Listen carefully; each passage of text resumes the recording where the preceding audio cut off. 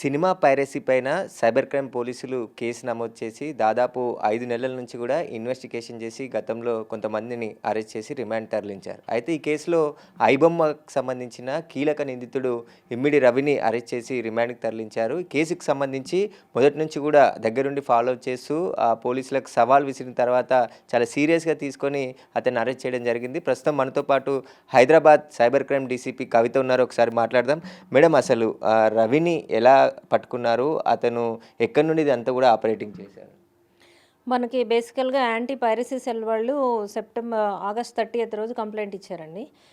మనం ఈ piracy case detect చేసి ప్రెస్ మీట్ పెట్టిన తర్వాత 29th ఆగస్టు 30th రోజు వచ్చి ఈ పైరసీ సైట్సే కాకుండా ఐబొమ్మ అని, బప్పం టీవీ అని ఇట్లా డిఫరెంట్ వెబ్‌సైట్స్‌లో కూడా పైరేటెడ్ కంటెంట్ పోస్ట్ చేస్తున్నారు. దీని మీద యాక్షన్ తీసుకోమని అక్యూజ్డ్ ఎవరైతే ఉన్నారో వాళ్ళని కూడా రిమాండ్ చేయమని చెప్పేసి వాళ్ళు కంప్లెయింట్ ఇచ్చారు. దాని మీద మనం కేసు బుక్ చేసి ఇన్వెస్టిగేట్ చేయడం జరిగింది. దానిలో ఆ వెబ్‌సైట్స్‌కి సంబంధించి మొత్తము మనం అనలైజ్ చేస్తే మోర్ దాన్ 65 వెబ్‌సైట్స్ ఉన్నాయన్నమాట. ఒక వెబ్‌సైట్ డౌన్ అయితే ఇంకో వెబ్‌సైట్ అప్ చేయడం, ఇట్లా మిర్రర్ వెబ్‌సైట్స్ క్రియేట్ చేయడం, ఇట్లా డిఫరెంట్ వెబ్‌సైట్స్ ద్వారా తెలుగు గానీ, సౌత్ ఇండియన్ మూవీస్‌లో ఉన్న కంటెంట్ అంతా కూడా కొత్తగా రిలీజ్ అయిన మూవీని టెలిగ్రామ్ ఛానల్స్ ద్వారా, తర్వాత ఓటీటీ కంటెంట్‌ని కూడా థర్డ్ పార్టీ సాఫ్ట్‌వేర్స్ ద్వారా ఇతను తీసుకొని దాన్ని ఇమ్మీడియేట్‌గా అప్‌లోడ్ చేయడము. చాలా పాపులర్ అనమాట ఈ వెబ్‌సైట్స్ ఏవైతే ఉన్నాయో. ఈ కంటెంట్‌కున్న క్వాలిటీని బట్టి అందరిలోకి రీచ్ అయిపోయింది ఇది. సో, ప్రజలందరూ కూడా ఈ ఇవి చూడడానికి బాగా అలవాటు పడిపోయారు. దీనివల్ల ఇండస్ట్రీకి చాలా లాస్ అవుతుందని వాళ్ళు ఇచ్చిన దాని మీద మనం ఇన్వెస్టిగేషన్ చేశామండి. చేసినప్పుడు ఆ వెబ్‌సైట్స్ మొత్తం అంతా టెక్నికల్‌గా అనలైజ్ చేసి మా టీమ్ అంతా కూడా డే అండ్ నైట్ ఎవరైతే రిజిస్ట్రీ ఉన్నారో, తర్వాత నోడల్ ఎవరున్నారో, ఆ వెబ్‌సైట్ హోస్టింగ్ ఏజెన్సీ ఎవరున్నారో, తర్వాత పేమెంట్ ఎవరి ద్వారా జరిగిందో ఇవన్నీ కూడా అనాలిసిస్ చేయడం జరిగింది. బేసికల్‌గా ఆ వెబ్‌సైట్‌లో ట్రాఫిక్ ఎలా జనరేట్ అవుతుంది, ఎన్ని హిట్స్ వస్తున్నాయి, దానిలో ఆ వెబ్‌సైట్ యాడ్స్ ఎక్కడి నుంచి పోస్ట్ అవుతున్నాయి, ఆ యాడ్స్ పోస్ట్ చేసే ఏజెన్సీ ఏదన్నా ఉందా, ఇలా డిఫరెంట్ యాంగిల్స్‌లో మేము ఇన్వెస్టిగేషన్ అనేది చేయడం జరిగింది. ఇవన్నీ చేసి అంతా కూడా కన్సాలిడేట్ చేసినప్పుడు మనకి ఈఆర్ ఇన్ఫోటెక్ అనే కంపెనీ అనేది రెస్పాన్సిబుల్ అనేది మనము అనలైజ్ చేయడం జరిగింది. దీని వెనక ఎవరున్నారని చూస్తే మనకి ఇమండి రవి అనే అతను వెలుగులోకొచ్చాడు. సో, ఇతని యొక్క bank accounts, transactions, pan cards అన్నీ కూడా ఇన్వెస్టిగేషన్‌లో వెరిఫై చేశాము. చేసినప్పుడు ఫేక్ ఐడీస్ తోటి, అంటే ఇతని పిక్చరు వేరే అతని పేరుతోటి కొన్ని డ్రైవింగ్ లైసెన్స్‌లు, పాన్ కార్డ్స్ తీసుకోవడము, అకౌంట్స్ ఓపెన్ చేయడము, అకౌంట్స్ ట్రాన్సాక్షన్స్ చూస్తే క్రోర్స్‌లో ఉందన్నమాట. సో, పర్ మంత్ కూడా 10-15 లాక్స్ అమౌంట్ ఇతని అకౌంట్స్‌లో క్రెడిట్ కావడము. ఇతని ట్రావెల్ హిస్టరీ చూస్తే 2 మంత్స్‌కి యూరోప్‌లో డిఫరెంట్ కంట్రీస్‌కి తిరగడము. ఇవన్నీ కూడా ఐడెంటిఫై చేసి ఇతనే మెయిన్ అక్యూజ్డ్ ఉంటాడు అనేది మేము కన్క్లూజన్‌కి రావడం జరిగింది. ఎందుకంటే ఇతని కన్నా ముందు మేము ఇంకా ఇద్దరిని తీసుకొచ్చాం. యాక్చువల్‌గా వెబ్‌సైట్ క్రియేట్ చేసినటువంటి డీటెయిల్స్ ఆధారంగా ఇద్దరిని పట్టుకొచ్చి వాళ్ళని కూడా రిమాండ్ చేయడం జరిగింది. అయితే వాళ్ళకింత కీ రోలు మాకు కనపడలేదు. సో, మెయిన్ అక్యూజ్డ్ ఎవరు అనే దాని మీద చేసినప్పుడు ఇతను మనకి దొరికాడు ఫైనల్‌గా. ఫారెన్‌లో ఉన్నాడు ఇతను, ఇక్కడ లేడు అనే దాని మీద మనము ఎల్ఓసీ పెట్టాలి అని అనుకుంటున్న సమయంలోనే అదే రోజు ఇక్కడ ల్యాండ్ అవ్వడం జరిగింది ఫ్రాన్స్ నుంచి. సో, అతన్ని అప్రహెండ్ చేసి తీసుకొచ్చి మనము రిమాండ్ చేయడం జరిగింది. మేడం, ఇప్పుడు ఐబొమ్మలో కింగ్ పిన్ అరెస్ట్ చేశారు. అసలు పైరసీ ఆగుతుందా? ఇంకా ముప్పు పొంచి ఉందా మేడం దీనికి సంబంధించి? పైరసీ ముప్పు ప్రజలు చూస్తున్నన్ని రోజులు, ఇల్లీగల్ మనీ సంపాదించాలనే ఉద్దేశాలు జనాలకున్నన్ని రోజులు కంటిన్యూ అవుతుందండి. ఆ పైరసీని స్టాప్ చేయలేం. దొంగతనాలు ఎలాగా రెగ్యులర్‌గా జరుగుతాయో ఇది కూడా డిజిటల్ థెఫ్టే. పైరసీ ఈజ్ నథింగ్ బట్ ఇది కూడా ఒక వన్ వే ఆఫ్ థెఫ్టే కదా! కంటెంట్ వాళ్ళది కాదు.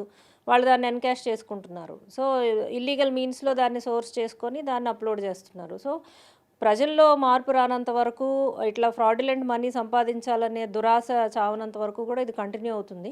అదే టైంలో ప్యారలల్‌గా పోలీసు అట్లాగే ఇన్వెస్టిగేషన్ ఏజెన్సీస్ కూడా ఇన్వెస్టిగేషన్ కంటిన్యూ చేసి ఎప్పటికప్పుడు దీన్ని కట్టేలు చేయడానికి మా ప్రయత్నం అయితే కొనసాగుతుంది. అంటే మేడం, సినిమా ఇండస్ట్రీకి మీరిచ్చిన సూచనలేంటి? పైరసీ కాకుండా వాళ్ళు తీసుకోవాల్సిన జాగ్రత్తలేంటి? పోలీస్ పరంగా ఎలాంటి సూచనలు వాళ్ళకి చేశారు?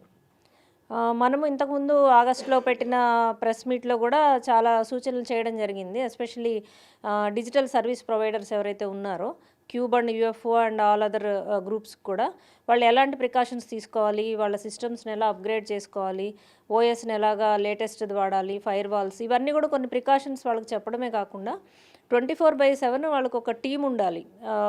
ఎవరంటే ఏదన్నా హ్యాకింగ్ గానీ, ఎలాంటి అటెంప్ట్ ఉన్నా గానీ ఇమ్మీడియేట్‌గా దాన్ని డిటెక్ట్ చేసి కౌంటర్ చేసే టీమ్ అనేది ఉండాలి అనేసి వాళ్ళకి సజెస్ట్ చేశాము. వాళ్ళు ఆల్రెడీ గూడా ఒక యాంటీ పైరసీ సెల్ ఉంది. ఒక 6 ఇయర్స్ నుంచి ఉందని మనం మార్నింగ్ గూడా విన్నాము. యాంటీ పైరసీ సెల్ వాళ్ళే మనకి యాక్చువల్లీ కంప్లెయింట్ గూడా ఇచ్చారు.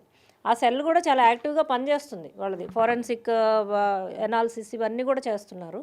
అయితే ఈ టీమ్ గూడా ఉంటే అంటే దాన్ని ఏమంటారంటే ఎక్స్‌పర్ట్స్ టీము కూడా వాళ్ళకుండి సర్వేలెన్స్ అనేది కంటిన్యూ చేస్తూ, ఈ డిజిటల్ పైరసీ అనే దాన్ని కట్టడి చేయడానికి క్యామ్ కార్డింగ్ జరగకుండా థియేటర్స్‌లో ప్రికాషన్స్, అట్లాగే హ్యాకింగ్ జరగకుండా సిస్టమ్స్‌ని సెక్యూర్ చేసుకోవడము, అట్లాగే టెలిగ్రామ్ ద్వారా ఇంకా ఇల్లీగల్ మీన్స్‌లో కంటెంట్ షేర్ కాకుండా వాళ్ళ దగ్గర కట్టడి చేయడం. ఇలా అన్ని ఆల్ యాంగిల్స్‌లో 360 డిగ్రీస్ కూడా మనము యాక్షన్ తీసుకోవడం ద్వారా దీన్ని నిరోధించొచ్చండి. మేడం ఇప్పుడు ఇమ్మిడి రవి అసలు ఆయన బ్యాక్గ్రౌండ్ ఏంది, ఎక్కడి నుంచి పైరసీ వైపు ఎలా మళ్ళాడు, అతనికి ఇంకా ఎవరో సహకరించారు, వారందరిపైన ఏమైనా ఐడెంటిఫై చేశారు? ఇమండి రవి బీఎస్సీ కంప్యూటర్స్ చేశారండి వైజాగ్‌లో, ఆంధ్ర యూనివర్సిటీలో. చేసిన తర్వాత ముంబైలో ఎంబీఏ చేశారు. ఇక్ఫై యూనివర్సిటీ నుంచి ఎంబీఏ చేసి అతను web services, web designing, website hosting ఇవన్నీ కూడా expert. So, first ER Infotech అని ఒక కంపెనీ పెట్టుకున్నాడు. మన కూకట్పల్లి ఏరియాలో ఒక అపార్ట్మెంట్‌లో ఉంటూ ఈ కంపెనీని పెట్టాడు. ఆ కంపెనీ యొక్క ఇన్‌కమ్ తక్కువ ఉండేసరికి ఇతను అదే క్రమంలో మ్యారేజ్ చేసుకోవడము, ఇంటర్ ఫెయిత్ మ్యారేజ్ చేసుకోవడము, ఫ్యామిలీ ఇష్యూస్ వల్ల అతను యొక్క కండిషన్, ఎకనామికల్ కండిషన్ సరిగ్గా లేకపోవడం, ఇన్‌కమ్ తక్కువ ఉందనేసి వాళ్ళ బంధువులు చేసినటువంటి కామెంట్స్ వీటన్నిటి వల్ల ఇతను ఏంటంటే ఈజీగా తక్కువ టైంలో ఎక్కువ డబ్బులు సంపాదించాలి అనే ఉద్దేశం డెవలప్ చేసుకున్నాడు. ఈ క్రమంలో వైఫ్‌తో డివోర్స్ అయిపోయినియి. ఎలా మనీ ఎర్న్ చేయాలనేది ఆలోచిస్తున్నప్పుడు ఇతనికి ఈఆర్ ఇన్ఫోటెక్‌ని టెంపరరీగా హోల్డ్ చేసి ఈ పైరసీ వైపుకు దృష్టి మళ్లించాడు. దీనిలో అయితే మనకి తక్కువ టైంలో ఎక్కువ మనీ పొందొచ్చు అనే ఉద్దేశంతోటి ఈ వెబ్‌సైట్ డిజైనింగ్ అనేది, పైరసీ వెబ్‌సైట్ అనేది డిజైన్ చేసి దీన్ని హోస్ట్ చేశాడనమాట. దీనికి అదే టైంలో దీని ప్రకారము కోవిడ్ రావడము, ప్రజలు ఆన్‌లైన్ కంటెంట్ చూడడము, థియేటర్స్‌కి వెళ్ళలేకపోవడము, ఇవన్నీ దృష్ట్యా డబ్బులు పెట్టి ఓటీటీలో చూడలేకపోవడం, వీటన్నిటి దృష్ట్యా ఈ వెబ్‌సైట్స్‌కి పాపులారిటీ చాలా పెరిగిపోయింది. పెరిగిపోయేసరికి ఇతను ఇంకా డిఫరెంట్ పేర్ల మీద అకౌంట్స్ ఓపెన్ చేసి ఇంకా ఒక వెబ్‌సైట్‌ని ఈ మూవీ వాళ్ళు డైరెక్టర్స్, ప్రొడ్యూసర్స్ డౌన్ చేస్తే ఇంకో మిర్రర్ వెబ్‌సైట్ క్రియేట్ చేయడము, ఇట్లా టెక్నిక్స్ ఫాలో అయ్యాడనమాట. 22 నుంచి ఇంకా పెంచి ఇతని యొక్క ఆపరేషన్స్ ఓవర్‌సీస్‌లో ఈ సర్వర్స్ అన్నీ కూడా ఓవర్‌సీస్‌లోననమాట. మనకి స్విట్జర్లాండ్, ఆమ్‌స్టర్‌డామ్, నెదర్‌లాండ్స్ ఇక్కడ ఉన్నాయి. సో, ఈ సర్వర్స్‌ని అక్కడి నుంచి యూజ్ చేసుకొని ఎక్కడ క్లూ రాకుండా, ఎవరు పట్టుకోకుండా అకౌంట్స్ కానీ అన్నీ కూడా ఆపరేషన్ చేయడం ఇదంతా చేస్తున్నాడండి. ఈజీ మనీ తక్కువ టైంలో పొందాలి అనే ఉద్దేశంతోటి ఇతను తనకున్న టెక్నికల్ బ్యాక్‌గ్రౌండ్‌ని యూజ్ చేసి ఈ యొక్క నెట్వర్క్ అంతా కూడా డెవలప్ చేశాడు. మేడం మొత్తం కోట్లాది రూపాయలు ట్రాన్సాక్షన్ జరిగిందంటున్నారు. ఎగ్జాక్ట్‌గా రవి ఎన్ని కోట్ల రూపాయలు ట్రాన్సాక్షన్ చేశాడు, ఎంత సంపాదించాడు, అవన్నీ ఎక్కడ పెట్టుబడిగా పెట్టాడు మేడం? ఇతను మన ఎనాలిసిస్‌లో ఇప్పటి వరకు మనకు దొరికినటువంటి ఎనాలిసిస్ ప్రకారము ఒక 4 అకౌంట్స్ యొక్క ట్రాన్సాక్షన్స్ మనం అనలైజ్ చేశాము. దీనిలోనే 20 crores of rupees over a period of 5, 6 years ఇతను సంపాదించినట్టు మన దృష్టికొచ్చింది. ప్రెజెంట్ అతని అకౌంట్‌లోనే 3.5 క్రోర్స్ ఉంటే దాన్ని ఫ్రీజ్ చేయడం జరిగింది. ఆల్రెడీ నోటీస్ పంపించి.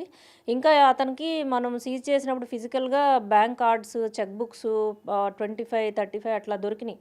సో, అవన్నీ ఏ బ్యాంక్‌లో ఉన్నాయి, ఆ బ్యాంక్‌లో అకౌంట్ ఉందా, దానిలో ఎంత మనీ ఉంది, ఇవన్నీ కూడా బ్యాంక్స్‌కి మనం నోటీసెస్ పంపడం జరిగింది. ఇవన్నీ వచ్చి మనీ ట్రయల్ అనాలిసిస్ అంతా చేస్తే వాల్యూమ్ ఆఫ్ ట్రాన్సాక్షన్ ఎంత, ఇతను ఎంత ఎర్న్ చేశారనేది మనకు తెలుస్తుందండి. మొత్తం ఏమైనా ఇక్కడ ఆస్తులు ఏమైనా కూడబెట్టాడా మేడం? హైదరాబాద్‌లో రవికి సంబంధించిన ఆస్తులు ఉన్నాయా? పోలీసులు దర్యాప్తులో అవి జప్తు చేసే అవకాశం ఏమైనా ఉందా? ఉన్నాయండి. ఇక్కడ అతనికి ఒక ఓన్ హౌస్ ఉంది. అపార్ట్మెంట్ ఒకటుంది. సో, అక్కడి నుంచి అప్రహెండ్ చేశాం మనము. అట్లాగే వైజాగ్ నేటివ్ కాబట్టి వైజాగ్‌లో కూడా అతనికి ఇల్లున్నట్టు తెలిసింది. ఇంకా ఇవే కాకుండా ఇంకా ఏమన్నా ఉన్నాయా? ఇతను ఏమన్నా ఎర్న్ చేశాడా? ఇవన్నీ కూడా అనలైజ్ చేసి అలాంటి 107 బిఎన్ఎస్ ప్రకారం మనము ఫ్రాడ్ అమౌంట్‌ని ఆక్షన్ చేసి విక్టిమ్స్‌కి ఇవ్వడానికి కూడా ఒక అవకాశం ఉంది. సో, అదేమన్నా చేయొచ్చా? లీగల్ ఇదంతా కూడా ఒపీనియన్ తీసుకొని ఫర్దర్‌గా మేము దానిలో కూడా ప్రొసీడ్ అవుతాం. మేడం ఫిలిం ఇండస్ట్రీ ఇన్ని కోట్ల రూపాయలు నష్టపోయామంటున్నారు. ఏ విధంగా అంచనా వేశారు మేడం? అంటే రవి వల్ల ఇంత నష్టం, అంటే దేశవ్యాప్తంగా పైరసీ వల్ల 22,000 కోట్ల నష్టం జరిగింది అంటుర్రు. అది ఏ విధంగా నష్టం జరిగిందని అంచనా వేసిర్రు? దానివల్ల రవికి ఎంత లాభం పొందిండు మేడం? ఇది 22,000 కోట్లు నష్టం అనేది పైరసీ సెల్ వాళ్ళు ఇచ్చిన కంప్లెయింట్‌లో ఇచ్చారండి. తెలుగు ఇండస్ట్రీకే పర్టికులర్గా 3,700 కోట్లు ఒక సంవత్సరంలో లాస్ అని వాళ్ళు ఇచ్చారు. అంటే వాళ్ళ ఎనాలిసిస్ ఏంటి అని చెప్పిన దాన్ని బట్టి రిలీజ్ అయిన మూవీస్ అన్నీ కూడా ఒక ఇయర్లో రిలీజ్ అయిన మూవీస్ అన్నీ నార్మల్గా పైరసీ లేకుండా కనుక అవి డిస్ప్లే అయితే ఎంత ఇన్కమ్ జనరేట్ అవుతుంది, ఈ పైరసీ వల్ల ఇన్కమ్ లాస్ ఎంత అయింది అనేది వాళ్ళు క్యాలిక్యులేషన్ చేసి మనకు అది ఇచ్చారనమాట. వాళ్ళు ఇచ్చిన కంప్లైంట్ని బట్టి మూవీస్ దాని ఇన్కమ్ లాస్కి సంబంధించి వాళ్ళు ఇచ్చిందే క్రైటీరియా. సో ఆ డేటాను బట్టి ఇంత లాస్ అయింది అనేది మనం చెప్తున్నాం అనమాట. మేడం ఇప్పుడు పైరసీకి సంబంధించి పోలీసులకే సవాల్ విసిరారు. అసలు ఐబొమ్మని పట్టుకోలేరు, దమ్ముంటే పట్టుకోండి అని చెప్పేసి కూడా గతంలో ఉన్న సిపికి మెసేజ్ స్వయంగా పెట్టడం జరిగింది. ఆ తర్వాత మీరు చాలా వర్క్ చేసి దగ్గరుండి కేసులో అరెస్ట్ చేసి ఏ కీ రోల్ ఏంటిది మేడం అసలు ఇందులో? కీ రోల్ అంటే అంతకుముందే పైరసీ కేసు మనం డిటెక్ట్ చేశాము. అది చాలా పెద్ద కేసు. ఓవరాల్ 4-5 స్టేట్స్లో ఆపరేషన్స్ చేసి 10 మెంబర్స్ని అరెస్ట్ చేశాము. దాన్ని అరెస్ట్ చేసేసరికి ఇతను ప్యానిక్ అయ్యాడు బేసికల్గా. మనం అట్లా తీసుకోవచ్చు. ఎందుకంటే హ్యాకింగ్ చేయడం ఇవన్నీ కూడా అప్పటి వరకు బయటికి రాలేదు. ఇండియాలో మొదటిసారి మనం చెప్పడం జరిగింది. సో అదే టైంలో ప్రొడ్యూసర్స్కి వీళ్ళందరికీ కూడా అప్పుడు సిపి గారు మీటింగ్ పెట్టి ప్రికాషన్స్ అన్నీ కూడా చెప్పారు. ఇవన్నీ డెవలప్మెంట్స్ కూడా పబ్లిక్ ఫోరంలో ఉన్నాయి, అందరూ ఫాలో అవుతున్నారు. సో ఇవన్నీ చూసిన తర్వాత న్యాచురల్గా నెక్స్ట్ నా దగ్గరికి వస్తారేమో అనే ఇది ఉంటుంది ఎవరికైనా. ఎందుకంటే అతను మేజర్ పర్సన్ లాస్ కాజ్ చేసే వాళ్ళల్లో. సో నెక్స్ట్ నేనే టార్గెట్ అవుతాను, అతని మీద కంప్లైంట్ ఇచ్చినట్టు కూడా బేసికల్గా తెలుస్తుంది. సో అందుకోసము ఆ యొక్క సైకలాజికల్ ఇది సిచ్యువేషన్ తోటి అతను రకరకాల మెసేజెస్ పెట్టాడు. బట్ ఎవరేం పెట్టినా పెట్టకపోయినా మా కోర్స్ ఆఫ్ యాక్షన్ అయితే మేము తీసుకుంటాం. అతను ఇచ్చిన థ్రెట్ కానీ ఛాలెంజ్ కానీ వాటితో మాకు సంబంధం లేదు. ఎందుకంటే అతను పోలీస్కి ఇచ్చాడా, మూవీ వాళ్ళకి ఇచ్చాడా, ఇవన్నీ కూడా మేము పట్టించుకోలేదు. మా యొక్క ఇన్వెస్టిగేషన్ కంటిన్యూ చేశాము. ఇలాంటి ఛాలెంజెస్ ఇవన్నీ కేర్ చేయాల్సిన అవసరం లేదు. మన ఇన్వెస్టిగేషన్ కోర్స్ అయితే కంటిన్యూ అవుతుంది. ఇప్పుడే కాదు, నెక్స్ట్ ఎప్పుడైనా కానీ ఎవరైనా పోలీస్ ఆఫీసర్స్ అట్లా థ్రెట్స్ లేకపోతే వాటిని ఎవరు కూడా కేర్ చేయరు. మా ప్రొఫెషనల్గా ముందుకు వెళ్ళాము, డిటెక్ట్ చేయాలనే ఉద్దేశంతో చేసాము. డే అండ్ నైట్ దాని మీద టెక్నికల్ అనాలిసిస్ చేసాము. ఇందాక చెప్పినట్టు ఫైనల్గా మనము రీచ్ అవ్వగలిగాము. ఈ ట్రాన్సాక్షన్ అంతా ఎక్కడి నుండి వచ్చింది మేడం? అంటే రవి అకౌంట్లోకి ఇప్పుడు 20 కోట్లు గుర్తించామన్నారు. బెట్టింగ్ యాప్స్ మెయిన్ చెప్తున్నారు, వాటి నుండే వచ్చిందా, ఇంకా అదర్ సోర్స్ ఏమైనా ఉందా? నేను పర్సనల్గా అతనితో మాట్లాడినప్పుడు, ఇంట్రాగేషన్ చేసినప్పుడు, నీకు ఎక్కడి నుంచి ఇన్కమ్ అంతా సోర్స్ అవుతుంది అని అడిగినప్పుడు, వెబ్సైట్లో ఫ్రీగా మూవీ చూస్తున్నప్పుడు ఇన్కమ్ నీకెలా వస్తుంది అని క్వశ్చన్ చేసినప్పుడు మనకు అతను చెప్పిన రిప్లై ఏంటంటే, ఏదైనా ఇప్పుడు టీవీలో సీరియల్ వస్తుంటే మధ్యలో యాడ్స్ వస్తాయి. సో ఆ యాడ్స్ వల్ల ఆ ఛానల్ వాళ్ళకి ఇన్కమ్ వస్తుంది. అట్లాగే ఈ వెబ్సైట్ ఎవరైతే హోస్ట్ చేశారో, ఎవరైతే రన్ చేస్తున్నారో అడ్మిన్ కొన్ని యాడ్స్ డిస్ప్లే చేయడం ద్వారా దాని నుంచి జనరేట్ అయ్యే ఇన్కమ్ ఇతనికి వస్తుంది, వెబ్సైట్ అడ్మిన్కి.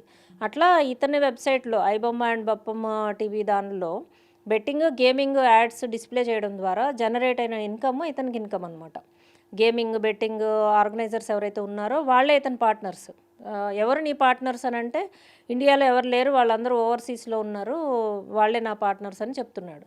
బేసికల్గా ఇండైరెక్ట్గా ఏంటంటే బెట్టింగ్ అండ్ గేమింగ్ ఆర్గనైజర్స్.